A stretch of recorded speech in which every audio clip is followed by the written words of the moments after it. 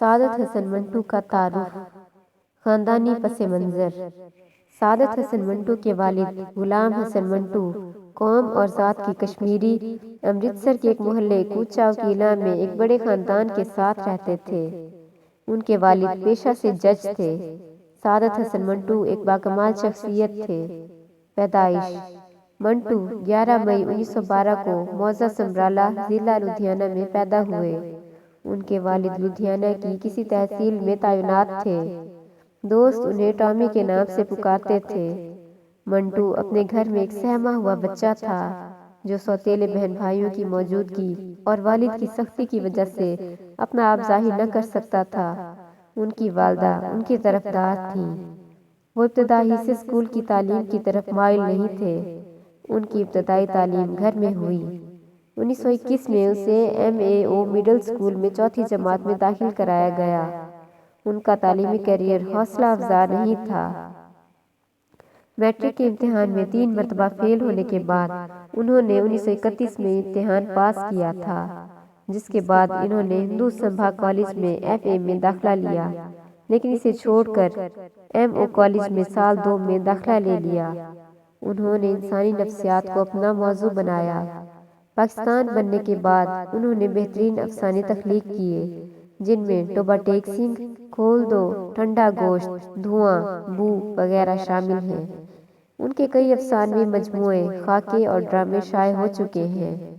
کثرت شراب نوشی کی وجہ سے 18 جنوری 1955 کو ان کا انتقال ہو گیا۔ فن: سعادت حسن منٹو اردو کا واحد کبیر افسانہ نگار ہے جن کی تحریریں آج بھی ذوق و شوق سے پڑھی جاتی ہیں۔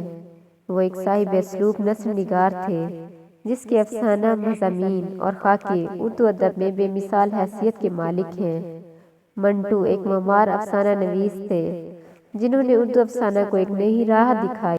افسانہ مجھے لکھتا ہے، منٹو نے یہ بہت بڑی بات کہی تھی۔ منٹو کی زندگی بذات خود ناداری، انسانی جدوجہد، بیماری اور ناقدری کی ایک المیہ کہانی تھی جسے اردو افسانے نے لکھا۔ منٹو نے دیکھی پہچانی دنیا میں سے ایک ایسی دنیا دریافت کی جسے لوگ قابل اعتنا نہیں سمجھتے تھے۔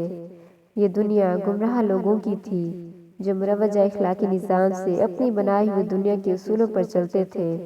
ان میں اچھے لوگ بھی تھے اور برے بھی۔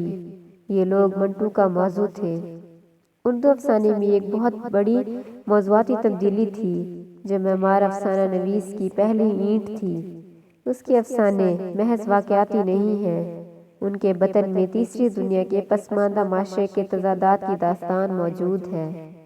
منٹو کی انانیت: سعادت حسن منٹو ایک حساس شخصیت کا مالک تھا۔ وہ کسی وجہ سے کسی کو ناپسند کرتا تو پھر خاطر میں نہیں لاتا تھا۔